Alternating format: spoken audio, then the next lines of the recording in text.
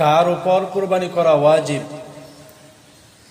প্রাপ্তবয়স্ক সুস্থ মস্তিষ্ক প্রত্যেক মুসলিম নরনারী 10 জিলহজ ফজর থেকে নিয়ে 12 জিলহজ সূর্যাস্ত পর্যন্ত প্রয়োজন অতিরিক্ত নেশাব পরিমাণ মালের মালিক হবে, তার উপর কুরবানি করা ওয়াজিব।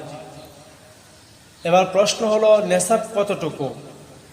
যদি কোনো ব্যক্তির নিকট 7.5 ভরি স্বর্ণ অথবা 52.5 ভরি রূপা থাকে, তাহলে তার উপর কুরবানি করা ওয়াজিব। যদি কারো নিকট এগুলি না থাকে, তবে টাকা পয়সা এবং অন্য অন্য বস্তু সব মিলে 52.5 তোলা রূপার পরিমাণ সম্পদ থাকে, তাহলে তার উপর কুরবানি করা ওয়াজিব। যেমন কারো নিকট কিছু স্বর্ণ আছে, আবার কিছু টাকা আছে, এগুলি সব মিলে যদি হিসাব করা হয়, তাহলে 52.5 তোলা রূপার পরিমাণ সম্পদ এর মালিক সে হয়, তাহলেও ওই ব্যক্তির উপর কুরবানি করা ওয়াজিব।